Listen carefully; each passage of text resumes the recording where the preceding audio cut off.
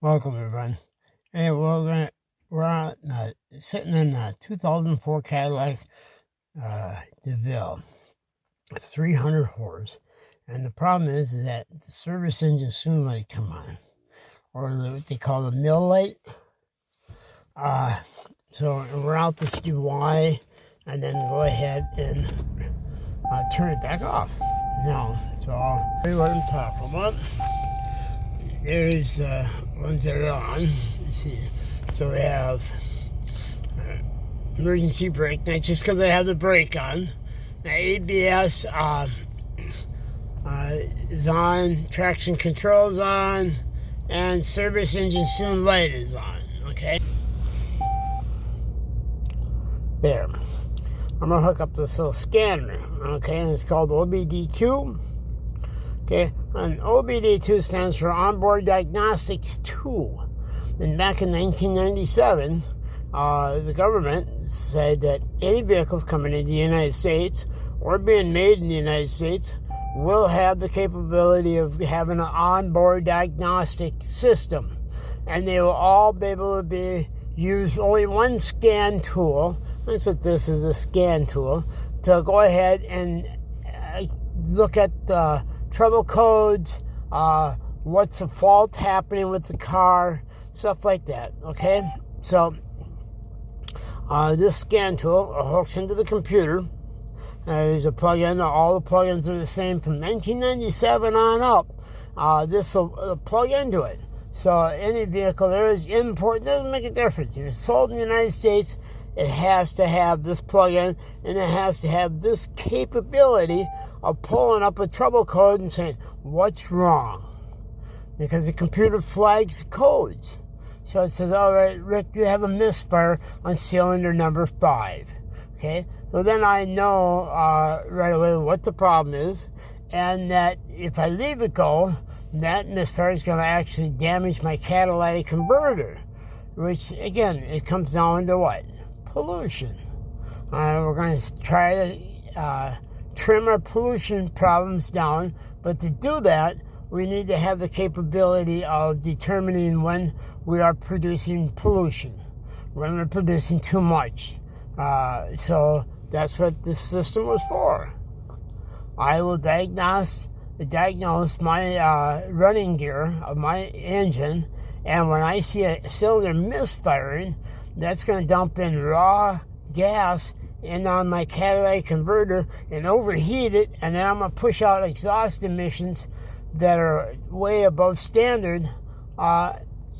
It's going to turn on the what they call the mill light, the service engine soon light, the check engine light, and tell the driver, hey, there's a problem with this vehicle. Okay? And it also made it when we had inspections on vehicles that when they would come along and they wanted to check the vehicle to see how it was running, they could just look in and say, hey, your malfunction indicator light's on, and they could pull up trouble codes. And they could even look and see when's the last time you erased the codes and what those codes were. So it was a way to help cut down on emissions and make it so that people, technicians, could work on anything. You could work on import. It didn't make a difference. You didn't need special equipment to work on it. This little device here is like $35. It's just really not much. So let's go ahead and look and see what it does. Okay. I got it plugged into the car, and it says turn ignition on. Okay. And press any key. Okay, so I got to turn ignition on, and I'll just press enter here. Okay, boom. So what it did now, it went to the computer, goes fast, and it says, okay. And you can see it says, you want to read the codes, erase the codes, live data. We'll go into that a little bit here. But first thing is, okay, so let's go ahead and see it. I'm going to back us up a little bit, and we're going to read the codes and see what it has.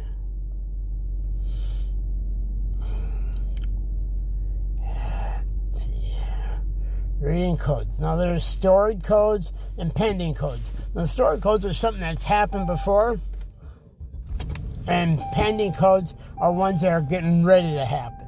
Okay, so remember I told you that, hey, the person inspecting the car could say, hey, stored codes are ones you had already. Well, let's look at those ones. So come down here to enter.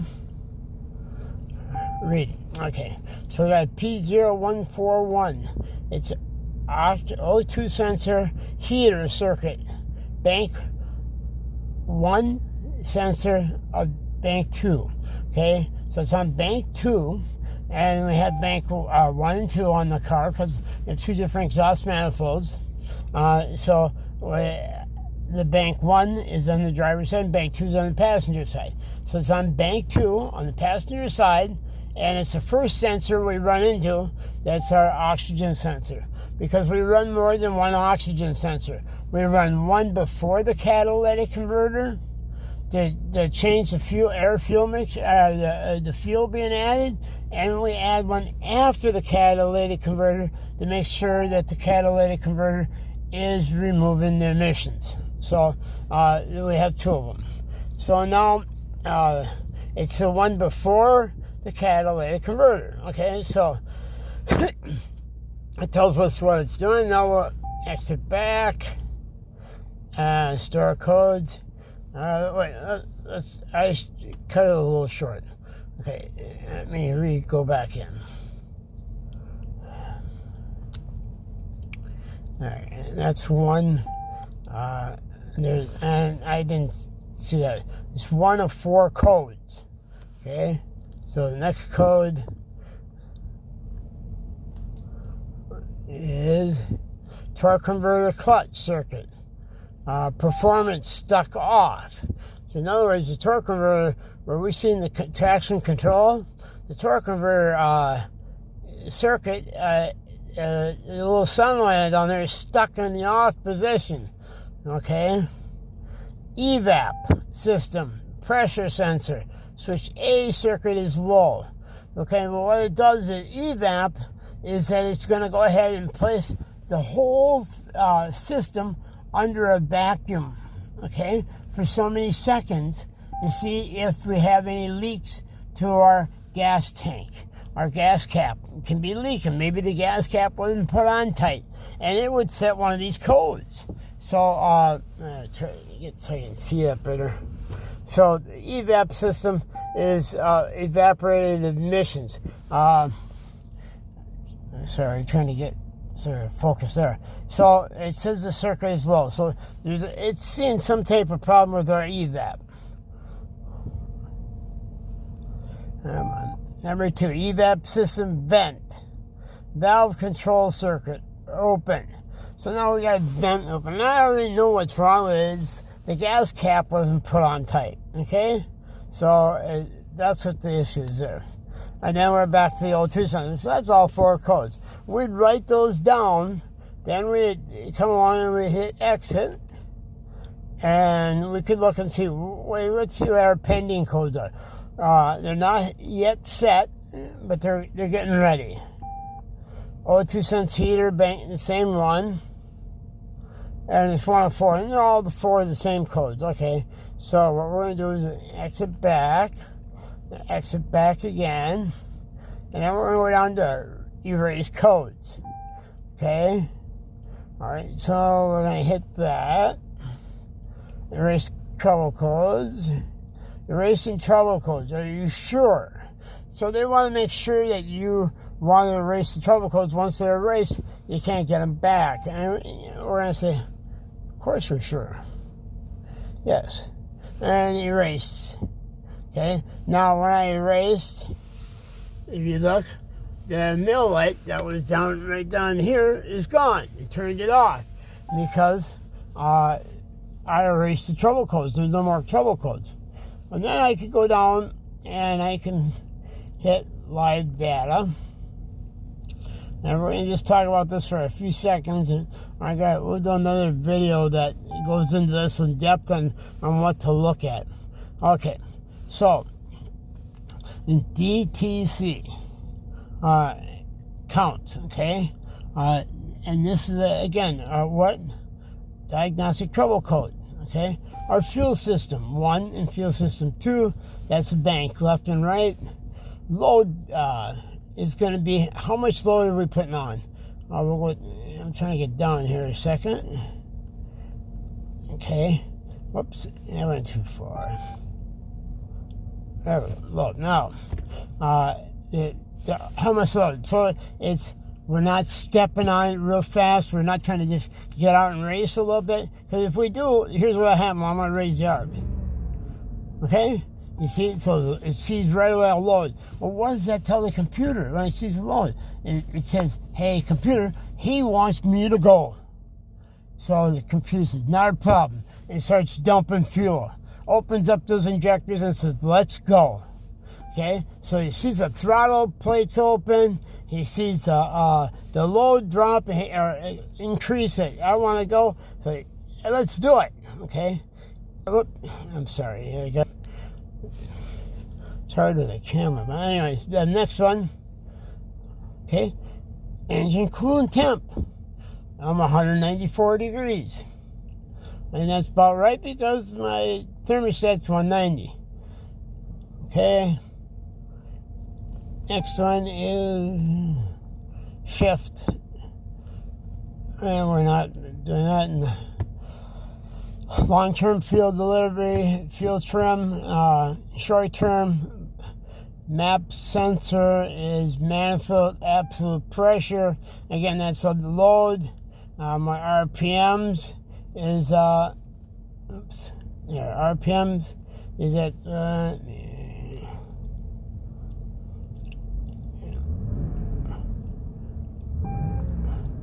you can see that my attack. Next one, vehicle speed. We're not moving, so it's going to be kind of hard. Spark advance, IAT, intake air temperature, and it's going to tell me what my air coming into the car is. MAF is mass airflow, how much air is actually entering into the car.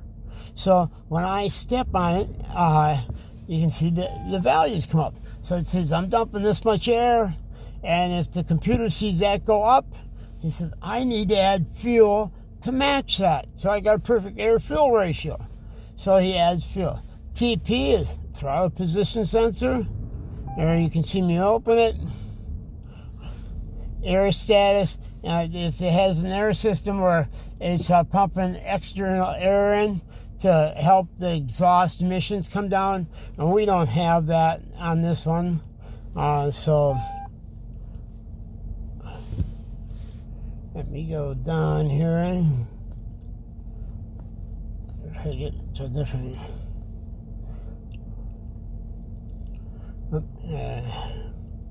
Oxygen sensor bank 1, and there's our voltage, and you can see it toggling between 0.1 and 0.7, and that's what we want to see. We're going to see that thing bouncing back and forth. 0.5 is the 0.45 is right in the center. Lower than 0.45 is lean. Above 0.45 is rich. So when the computer sees you go above 0.45, he says, hey, we're rich, take fuel away. Okay? And as soon as he does that, the voltage drops below 0.45. He goes, no, we're lean. Add fuel. Take fuel. Add fuel. It's jumping back and forth, adding and taking away, and by averaging it out, we're perfect. Okay? So then we're going to the shift, and then we got... I'm trying to hold this to here. Oxygen sensor bank 1, S2 is going to be a voltage on it. And like I said, one's above the cat, one's below it. OBD is what system is this? The OBD2 system. Let me see if we got anything else. Oops. I gotta go back up one. Mill light, distance of miles it's traveled since the mill light was turned off. So if I'm driving up in next block, I'm going to go in and have my vehicle inspected. so I can get new tabs for next year. They want to see if my emissions are good. If they're not, they won't give me the tabs to keep this thing on the highway. So they're going to look at that, and it's going to say Miller Lite has been turned basically off. How many miles ago? 0 miles. So I just did it. They're going to know it. Okay? And that's going to have at least 50 miles on it or more. And then they're going to look to see how fast it's been going. It's going to have to go on at least 60 miles an hour for so many seconds before it's ever going to go ahead and pass. So there's a lot of stuff this is very interesting. They're fun to have, fun to play with, great for diagnosing. It's just a have to have. Now, and that was just live data. And we just talked about a few things. I'm going to do a video, guys, that will show us in depth on each one what it does. Because look, we got view freeze frame. So it has a freeze frame. So when there's a trouble code, it does a freeze frame picture of that trouble code. So now I can go in there, look at the freeze frame, then look at the live data at that time of that freeze frame to see what happened and why we set the code. So then it really makes a big difference on diagnosing. Then we have vehicle info. It tells me the information on the vehicle. So this little $35 tool is unbelievable. It's just, there's so much information. And all their tools that they sell like this are supposed to have this capability that I just showed you.